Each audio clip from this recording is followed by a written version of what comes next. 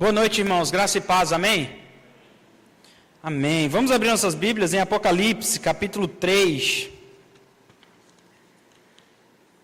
Apocalipse, capítulo 3.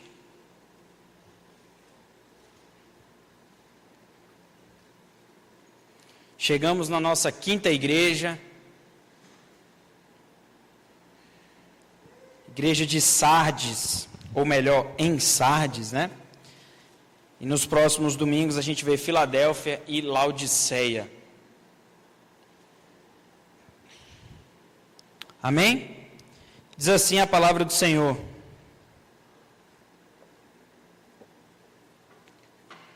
Ao anjo da igreja em Sardes escreve: estas coisas diz aquele que tem os 7 Espíritos de Deus e as 7 estrelas. Conheço as tuas obras, que tens nome de que vives e estás morto. Sê vigilante e consolida o resto que estava para morrer, porque não tenho achado íntegras as tuas obras na presença do Senhor. Lembra-te, pois, do que tens recebido e ouvido, guarda-o e arrepende-se. Porquanto, se não vigiares, virei como ladrão, e não conhecerás de modo algum em que hora virei contra ti. Tens, contudo, em Sardes umas poucas pessoas que não contaminaram as suas vestiduras e andaram de branco junto comigo, pois são dignas. O vencedor será assim vestido de vestiduras brancas, e de modo nenhum apagarei o seu nome do livro da vida. Pelo contrário, confessarei o seu nome diante do meu Pai e diante dos seus anjos. Quem tem ouvidos, ouça o que o Espírito diz às igrejas. Vamos orar?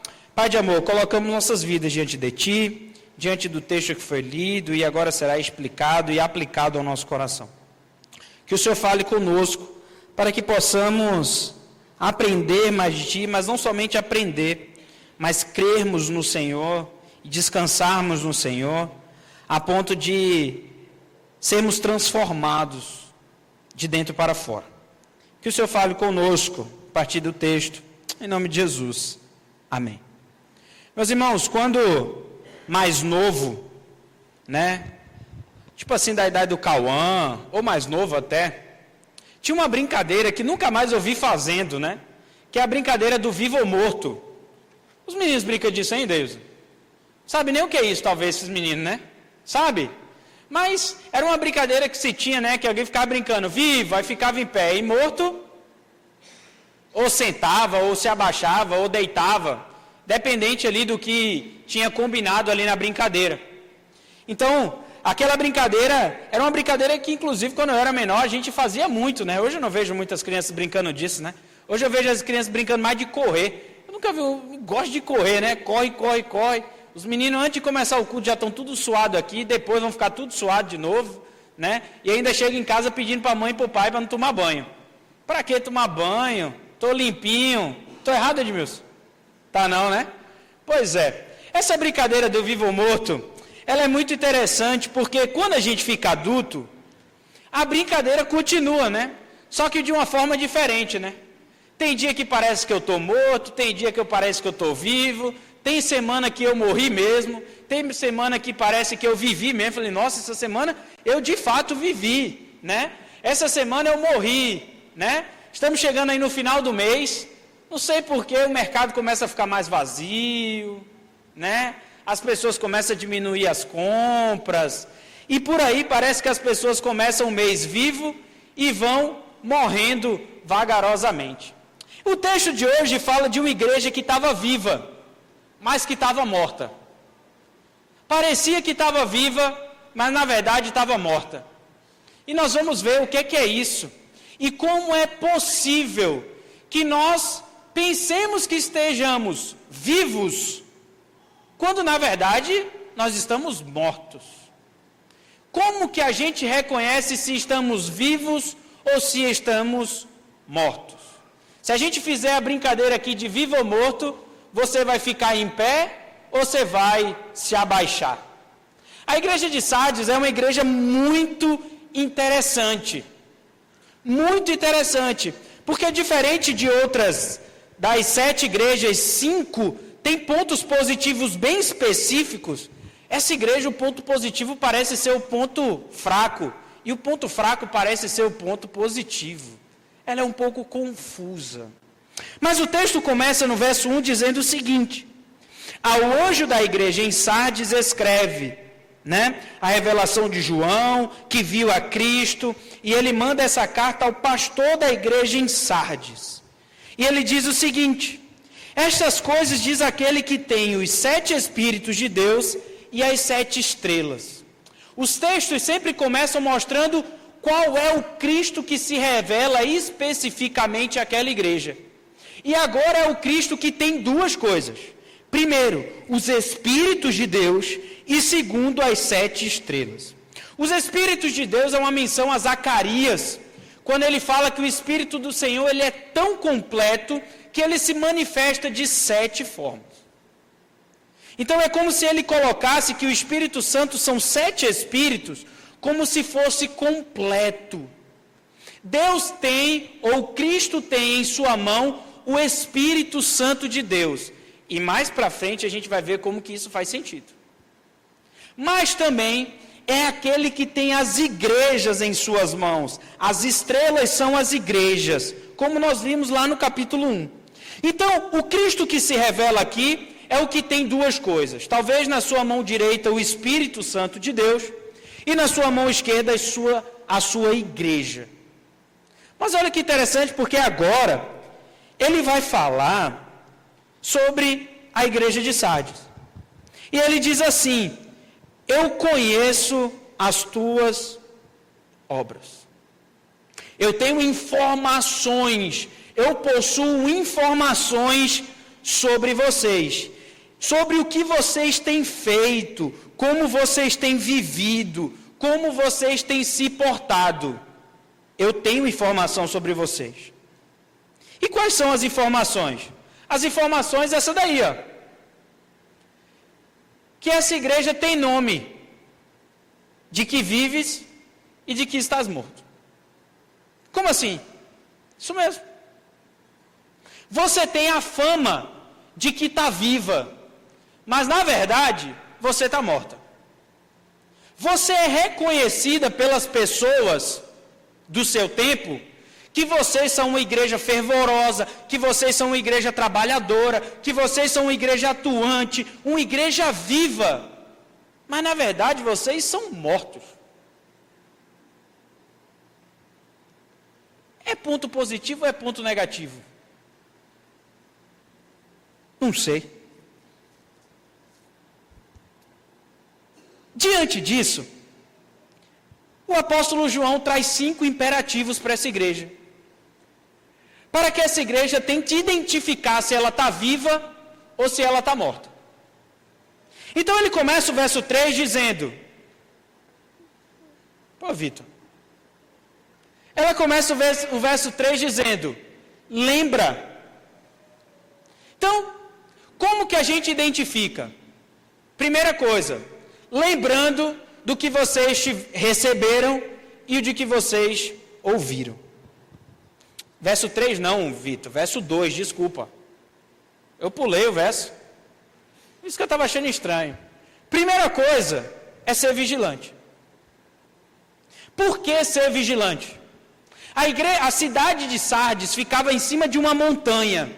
E ela era reconhecida por ser uma base extremamente importante, uma base militar extremamente importante. Em toda a sua história, mais de 1000 anos de história, ela foi invadida somente 2 vezes. E o apóstolo João agora fala para ela bem assim, olha, ser vigilante, porque quando vocês acharam que estavam vivos demais, fortes demais, foi quando conseguiram invadir a grande fortaleza que era a cidade de Sardes, conhecida por ser impenetrável. Então, primeira coisa, está vivo ou está morto? Seja vigilante. Você que acha que está vivo, cuidado. Você que acha que está morto, vigie em relação a isso. O segundo imperativo é consolida o resto que estava para morrer. Como assim? Eles viviam nesse palacete, vamos dizer assim, nesse lugar impenetrável. Então ele diz, esse consolidar pode ser traduzido também por fortalecer. Fortalece as tuas muralhas. Nisso que você se acha forte, que você se acha preponderante em relação aos outros, fortaleça. Fortaleça, porque pode ser que isso que você está achando que é forte, seja fraco. Então ele diz, consolida o resto que estava para morrer. Porque não tenho achado íntegras as tuas obras na presença do meu Deus. Para as igrejas em volta de Sardes, uma igreja viva, uma igreja preponderante, uma igreja ativa, uma igreja exemplo, uma igreja modelo, uma igreja que respira a vida. Só que Deus olhava para aquilo e o texto diz que não tinha achado em nenhuma das obras dessa igreja íntegras. Fazia culto do bebê, fazia sábado animado, faz culto de aniversário, nosso aniversário está chegando, faz conferência missionária, traz missionário, investe em missionário. Imagina se Deus olhar para a gente e falar bem assim, olha, todas essas obras que vocês estão fazendo aí, serve de nada. A palavra íntegra aqui pode ser também substituída por perfeita. Então, sejam vigilantes e cuide do que vocês ainda têm, porque na verdade tudo isso que vocês estão fazendo não vale de nada para o meu Deus. 2 imperativos: ser vigilante e fortalecer ou consolidar aquilo que estava acontecendo. Verso 3, Vitor. O próximo imperativo, são 3 imperativos bem próximos um do outro: lembrar, guardar e se arrepender. Eles formam uma união. Alguns até colocam como se fosse um imperativo somente, mas eu não concordo com essa proposta. O texto grego é bem claro nos seus imperativos, e cada um desses imperativos significa uma coisa. A primeira coisa que ele propõe aqui no verso 3, e o terceiro imperativo é: lembra-te dos que têm recebido e ouvido. A proposta aqui é muito simples. Vocês lembram daquilo que foi ensinado a vocês há 10.000 anos atrás, como diz a música? E aqui eu me lembro, quando ainda criança, que tinha uma musiquinha muito interessante, mas tão verdadeira, inclusive a gente podia colocar no próximo sábado animado, agora sábado, né? Uma musiquinha tão simples, mas com uma verdade tão prática e verdadeira e profunda aos nossos corações. Tinha uma musiquinha que era assim, não sei se o Alcides vai lembrar dessa musiquinha, porque talvez a nossa época de infância seja diferente, né, Alcides? Uma musiquinha bem assim: leia a Bíblia e faça a oração, se quiser crescer. Esse texto faz justamente isso. Lembra daquilo que foi ensinado para vocês, ó. Lembra daquilo. Talvez aqui para a igreja a lembrança era do que os apóstolos, os ensinos apostólicos, nós estamos falando aqui do ano 90 ao ano 100. Lembra do simples do evangelho, lembra do básico do evangelho. Vocês lembram disso ainda? E tem um outro verbo aqui no passivo, que é ouvido. Vocês não somente receberam dos apóstolos, mas vocês também incorporaram essa verdade. E em um determinado momento da vida dessa igreja, eles praticaram isso. Mas olha, interessante, o próximo imperativo, que é guardar. E guardar aqui é uma palavra que também pode ser traduzida como obedecer. Não basta somente lembrar que tem que ler a Bíblia, fazer a oração se quiser crescer, mas tem que o quê? Ler a Bíblia e fazer a oração. Porque saber, meus irmãos, até Satanás sabe. Até Satanás sabe. Então, o que o apóstolo João está falando é o seguinte: lembra, guarda, e aí sabe o que é que acontece? Quando a gente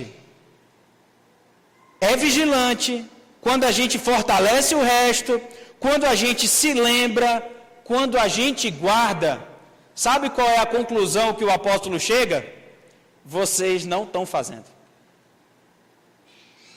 Portanto, se arrependam. Vocês não fazem o básico. Por isso que vocês parecem uma igreja viva, mas vocês morreram.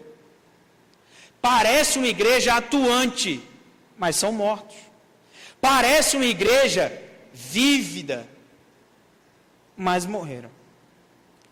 E olha que interessante, porque após o pedido, ou melhor, o imperativo de se arrepender, ele cita o texto que o presbítero Ademir trouxe para a gente, em Mateus capítulo 24.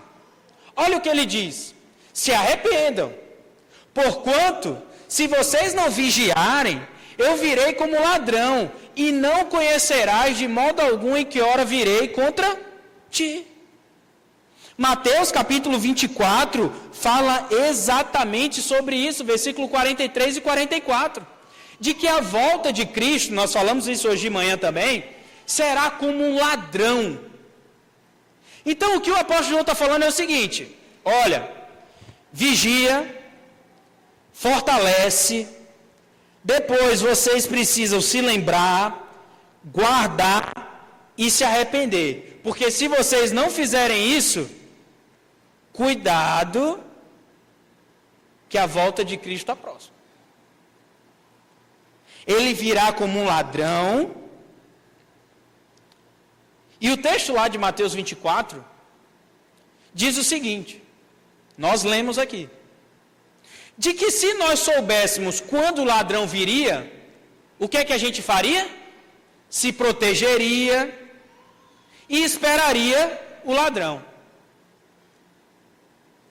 Mas o apóstolo João está dizendo justamente o seguinte: vocês não saberão quando virá, portanto, se arrependam. Porque de modo algum em que hora virei contra ti. Entretanto, no meio desse mar de dificuldades da igreja de Sardes, parece que sempre tem uns remanescentes. E aqui, Mateus capítulo 24 também fala sobre isso, mas aqui a gente lembra de Noé. Por mais que a perversidade daquele povo tivesse chegado até Deus, Deus olhou para a terra e viu um remanescente. Quem era o remanescente? Noé. E ele salva Noé e sua família. Olha o que diz o verso 4. Tens, contudo, em Sardes, muita ou pouca pessoa?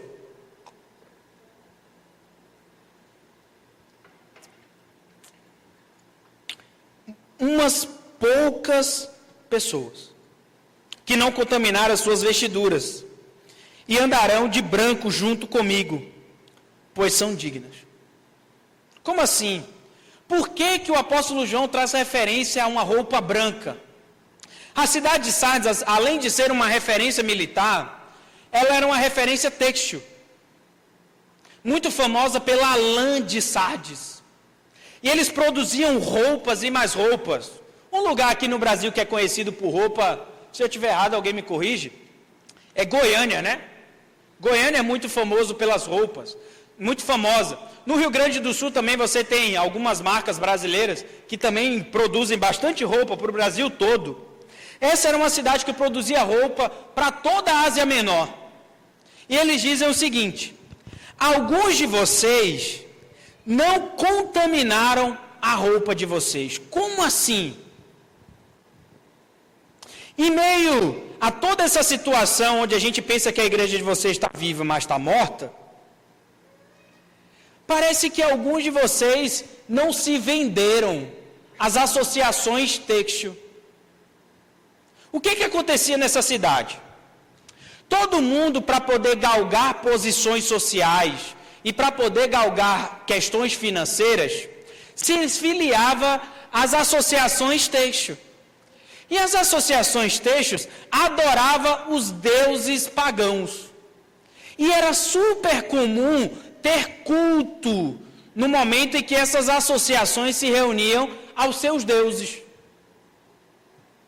Então o que o apóstolo João está dizendo é: quem está indo para esses lugares está sujando a roupa de vocês.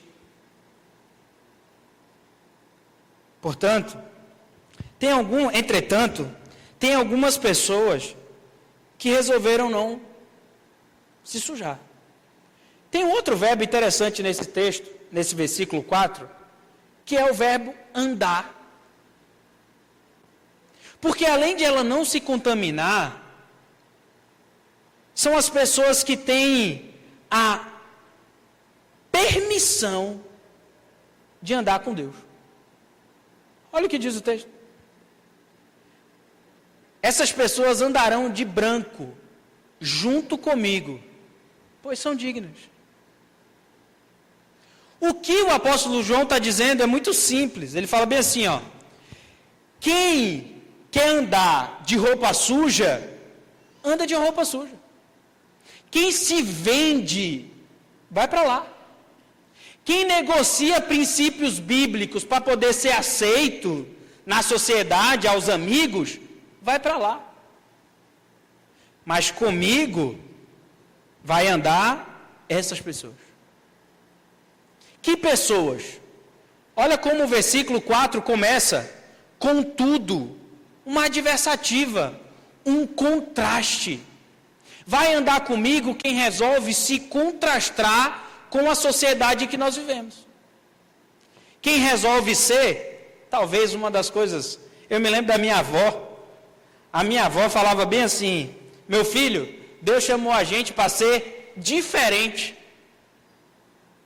E eu pensava que diferente era no modo de se vestir, porque minha avó ficava mandando eu andar todo arrumadinho, mas eu tinha uma raiva disso. Tem um menino que a família dele vem aqui só na escola dominical, né? O Lucas, a mãe dele é a Andréa. E não sei se a Gleice, o Elias ou o Leandro, que também dá aula para eles, para essa moçada aí de 8 a 10 anos, o moleque só vem com roupa de time. Você já percebeu? E hoje ele veio com a camisa do Ji-Paraná. Aí eu cheguei lá para conversar com a mãe dele no carro e falei bem assim: cara, que camisa bonita a sua. Aí a mãe dele falou bem assim: eu não sei para que eu compro roupa para esse menino. Só quer andar com essas roupas assim. Como é que vem para a igreja com a camiseta dessa? E eu lembrando, meu Deus do céu, meu sonho era esse também. Mas minha avó, eu achava que ser diferente era assim. Mas não. O apóstolo João nos chama para ser diferente de uma outra maneira, que é uma maneira de viver uma vida de santidade, de coração limpo. As vestimentas têm cor. Qual é a cor das vestimentas? Branca. Por que branca? Símbolo de pureza.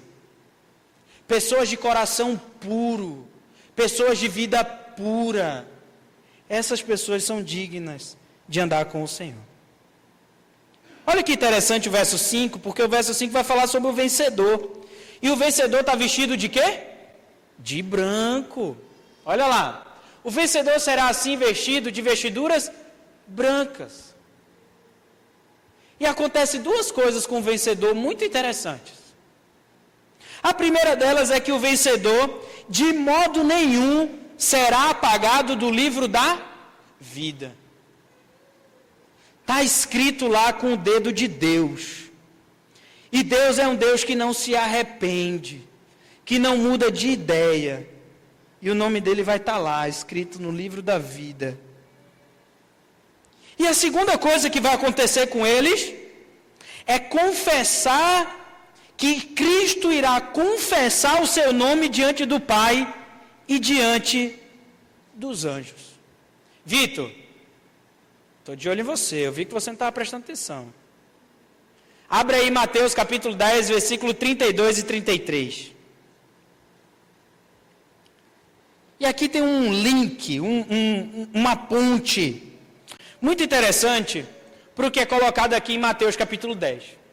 Portanto, todo aquele que me confessar diante dos homens, também eu o confessarei diante de meu Pai, que está nos céus. Verso 33.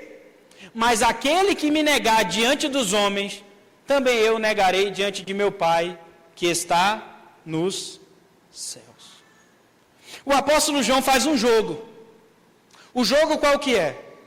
Hoje, enquanto nós estamos aqui vivendo, aquele que crê no Senhor precisa confessar publicamente, e por isso que nós aqui na igreja fazemos a pública profissão de fé. Então o Vitor já fez sua pública profissão de fé, daqui a pouco esses meninos aqui vão fazer a sua pública profissão de fé, mesmo sendo batizados quando criança. Quando chega na idade da razão, em que eles podem decidir sobre isso, eles vão falar e eles vão confessar publicamente o Deus que eles creem. E o texto traz para a gente o quê? Que aquele que confessar publicamente, e eu quero que a gente faça o jogo aqui com as associações têxtil, com o fato de que eu quero ter uma vida dupla, com o fato de que eu quero viver e ganhar as coisas daqui, mas quero viver aqui também, e Deus está falando isso aí, não. Esse que confessar, Cristo, quando chegar no dia do juízo, vai olhar para o Pai e vai falar assim: Pai, esse é meu filho. Portanto, está consumado. Ele está justificado. Esse é o vencedor. Quem tem ouvidos, ouça o que o Espírito diz às igrejas. Vamos para a aplicação? É o seguinte, primeira aplicação. E aí? Você está vivo ou você está morto?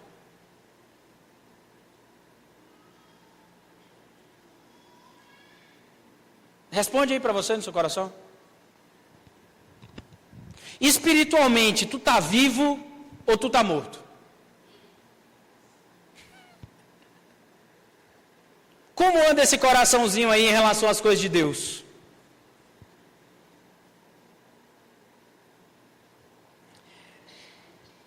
Tem gente que vive na igreja, mas o culto é morto. As músicas são cantadas, mas não canta de coração. Aquilo não é uma verdade expressa no coração dela. Ela grita e tosse mais quando o piloto dela ganha. Ganhamos hoje, hein? Ah, ela adora a Fórmula 1. Do que quando ela vem para o culto ao Senhor, ela não quer cantar.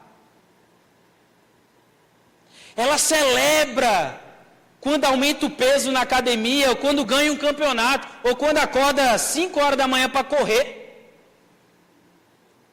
E ainda fazer barulho na janela dos outros. Que nem hoje, acordei 7 horas, o maior barulhão lá de uma corrida. Na frente da minha casa.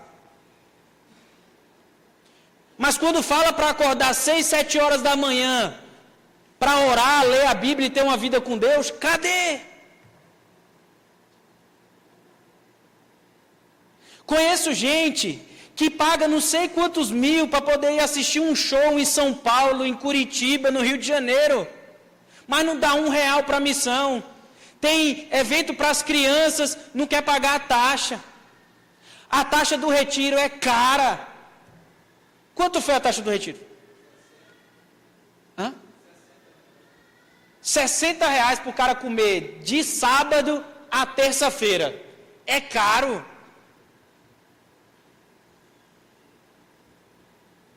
Tu tá vivo ou tu tá morto?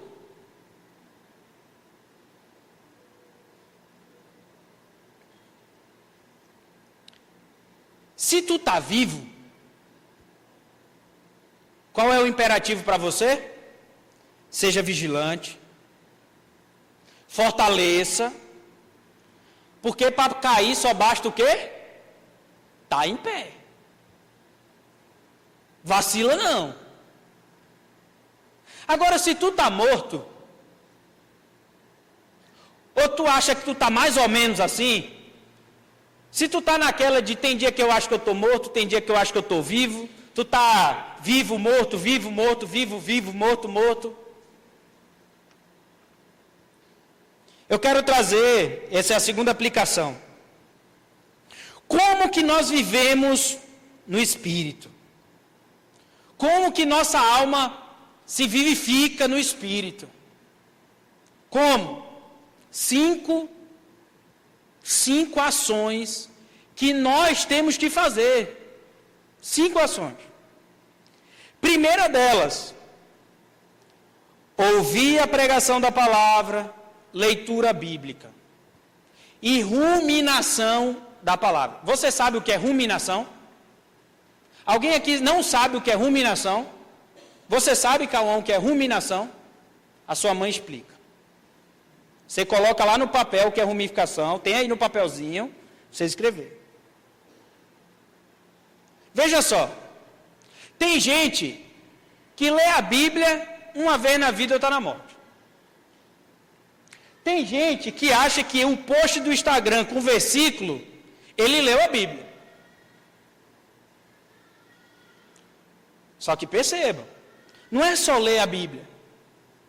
Tem que meditar nas Escrituras. Porque vamos dizer que você faça isso de manhã.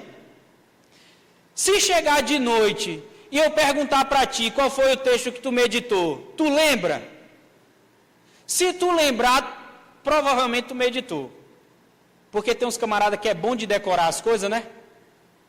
Ele vai me pegar no laço se eu falar que ele meditou. Contato com as Escrituras. Segundo, oração. Eu não vou nem falar da reunião de oração. Essa parte eu não vou falar não. Deixa para o seu Ademir falar isso aí. O seu Ademir já gosta de falar disso aí. Deixa para o seu Ademir puxar a orelha de vocês nisso aí. Oração.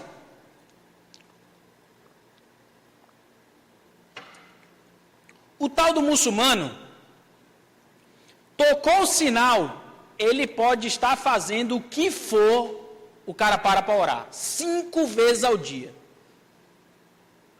Eu já viajei numa companhia aérea árabe. O nome dela é Qatar. E você acredita que dentro do avião tem um lugar para oração? Bateu a hora de orar, os muçulmanos vão lá para trás, se prostram no chão do avião. No mapa do avião tem um lugar onde está Meca. O cara se ajoelha e ora virado para Meca. 5 vezes ao dia. O cara faz isso para um Deus falso. Quantas vezes tu ora no dia?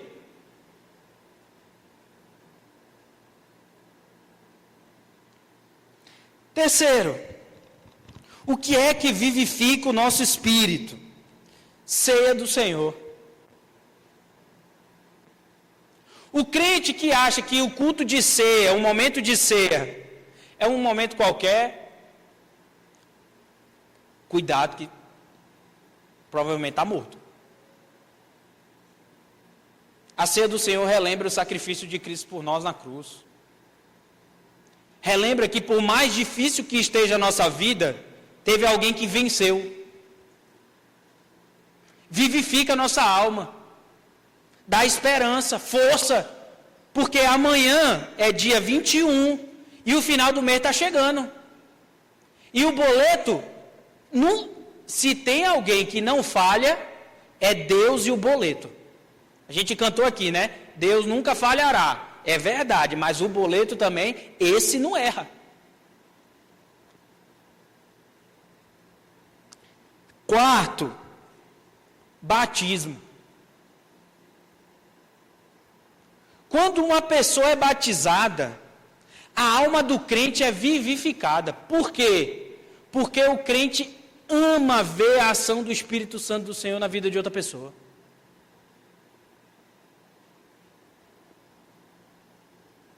E por último, comunhão, igreja. O cara não começa a vir na igreja, pode abrir o olho que está com problema. Então, tu está vivo ou tu está morto? Aí você resolve aí, com você depois. Entendeu? Aí você olha. Se você está vivo, ou se você está morto. Mas como nós somos uma igreja reformada, cristocêntrica, graciosa, se você está vivo ou está morto, tem saída para você. Sabe qual é a saída de você? Clamar pelo nome do Senhor Jesus. Vitor, coloca aí o primeiro versículo, Vitor. O texto diz que Cristo tem os 7 Espíritos de Deus e tem as 7 estrelas. Esse é o nosso Cristo. Sabe por quê? O único que tem poder para vivificar uma alma que está morta ou está morrendo é Cristo Jesus. Por quê? Porque Ele é o que tem poder sobre o Espírito Santo do Senhor e é o que tem poder sobre a igreja. Pastor, ora por mim. Oro, minha filha. Oro.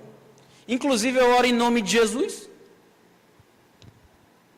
Agora o pastor, rapaz, pastor, dá jeito não.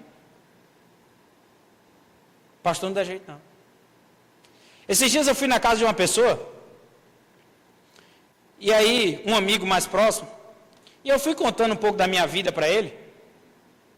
Um determinado momento, Edmilson, ele parou, olhou para mim e falou bem assim: e tu ainda tem que cuidar da vida dos outros?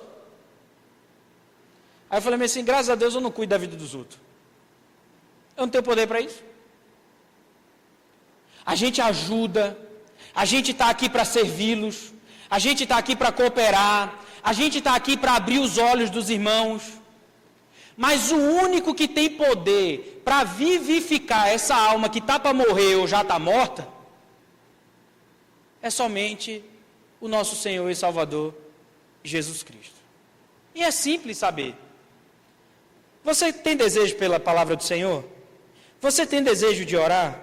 Você tem desejo pela ceia do Senhor? Você tem desejo? Qual é a sua reação quando tem um batismo? E por último, tu deseja vir para a casa do Senhor? É simples. Se a resposta for não, está morrendo. Se a resposta for sim, cuidado. Seja vigilante. Peça para Deus cuidar do seu coração. Amém? Ninguém em paz, né? Se tiver alguém em paz, está errado também.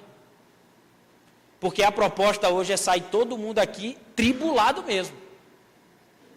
Porque quando eu me deparei com isso, eu fiquei pensando: rapaz, eu já falei isso para os irmãos, né? Eu mexo aqui, o bicho mexe lá. Eu já falei isso aqui para os irmãos. Eu acho muito bonito o que nós estamos construindo. Está lindo.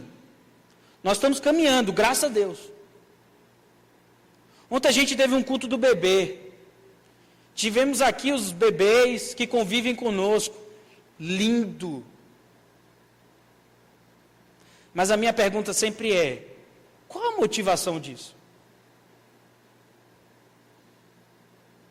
É muito bonito a gente fazer uma conferência missionária, a gente conseguiu reunir bastante pessoas, mais do que o dobro do ano passado, a gente consegue cooperar com missionários, estamos sonhando em cooperar com mais um a partir do ano que vem, estamos sonhando. Mas qual a motivação disso? Pessoalmente, eu tenho muito medo de vir aqui domingo, de vir aqui na terça-feira, na reunião de oração.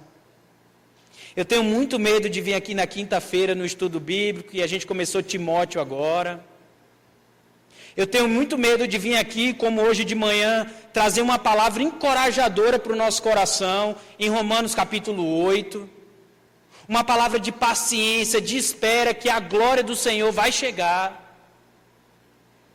Eu tenho muito medo de vir aqui no domingo à noite, pregar e sair daqui com o coração desafiado em ser um crente melhor, um crente mais aprofundado na palavra do Senhor, um crente que busca ao Senhor. E na verdade eu sair daqui, parar e pensar bem assim: hoje foi tudo técnica de oratória. Hoje foi tudo técnica de como dividir o texto. Isso foi tudo técnico de como estudar o grego, que é um imperativo no grego. Isso foi tudo técnico do que é a palavra ergon. Olha que diferença tem. Se isso de fato não toca o meu coração. Se isso não toca o meu coração, eu estou morto. Eu estou morto. Se domingo após domingo aqui eu venho e falo para os irmãos e fico na minha cabeça achando: essa palavra é para Priscila. É nada, é para mim. Deixa a palavra do Senhor tratar o teu coração. E aí, tu está vivo ou tu está morto? Se eu mandar todo mundo levantar aqui, agora a gente vai brincar de vivo ou morto, e eu gritar vivo, quem fica? Boa pergunta, né, Edmilson? Abaixe sua cabeça. Peça ao Senhor Deus enviar o seu Espírito Santo para vivificar nossa alma.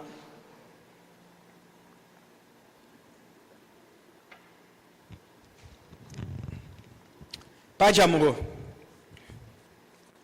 nós sabemos que ninguém aqui está bom não, filho.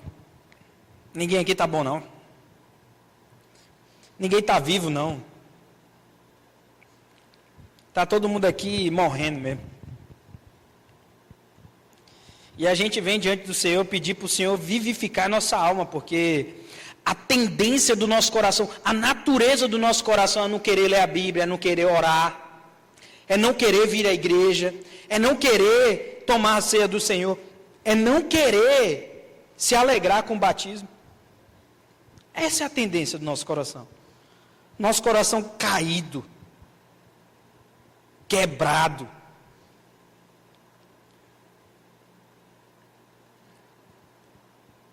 Prova o nosso coração, testa o nosso coração.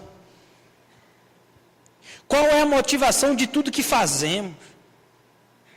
Qual é a motivação do culto do bebê? Qual é a motivação da conferência missionária? Qual é a motivação do retiro? Qual é a motivação dos planos e dos projetos que nós temos para o ano que vem? Qual é a motivação? Será que estamos nesses projetos com discernimento de coração da palavra do Senhor? Porque se não tivermos, nós estamos fazendo isso e estamos sendo igual a igreja de Sardes. As pessoas em volta olham e falam: nossa, que igreja está viva. Mas o Senhor está olhando e está falando assim: vocês estão mortos. Vocês estão mortos. Trata a nossa igreja, cuida do nosso povo. Vivifica a tua igreja. Traz um avivamento do Senhor para o teu povo. A cada um. Coloca sede e fome do Senhor no coração de cada um. Para que nós possamos ter de fato uma igreja aprovada pelo Senhor. Uma igreja, como diz o Apocalipse, uma igreja vencedora, vestida de branco, caminhando contigo até a nova Jerusalém. Nós colocamos nossas vidas diante do Senhor, em nome de Jesus. Amém e amém.